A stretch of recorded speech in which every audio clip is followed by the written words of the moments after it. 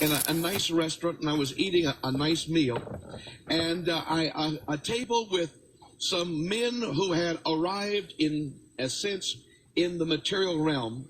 But as you listen to them speak, they spoke as though they hadn't gotten out of a garbage can yet. They spoke of filth, they spoke of corruption, they spoke of vulgarity, they spoke in little words that spoke of no education, but just the work of darkness. And as you listen to these men, you realize that inside they were corrupt. Inside they needed a doctor.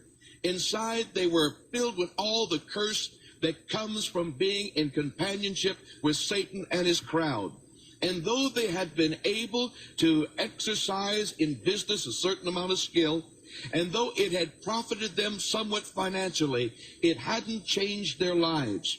And they were corrupt, and you could look at these people and feel sorry for them because their life had no real depth. The Bible teaches that the wicked shall do wickedly, and in that wickedness and none of the wicked shall understand. Now it's speaking primarily, first of all, about spiritual understanding. None of the wicked shall have spiritual understanding. And you find people today who will go to nightclubs and sit and listen to the filthiest of speech. Go into crowds where the most ungodly of actions are done, and they don't understand. They're blinded to the truth.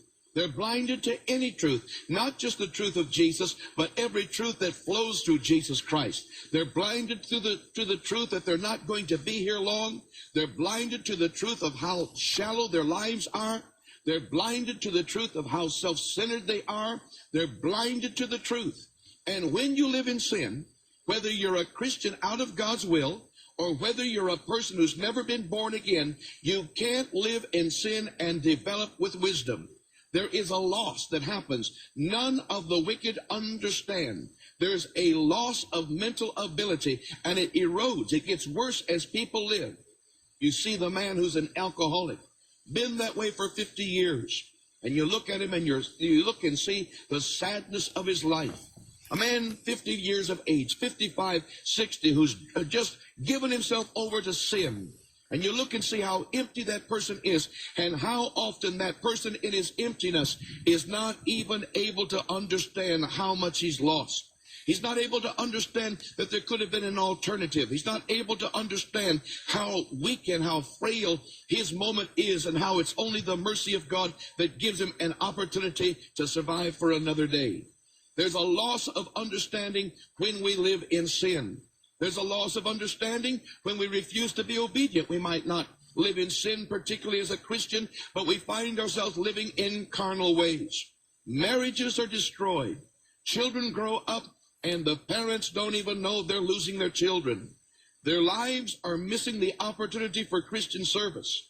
And while it's true that they're not living in the sins of the world, but because they haven't committed themselves to Christ, their lives are without understanding.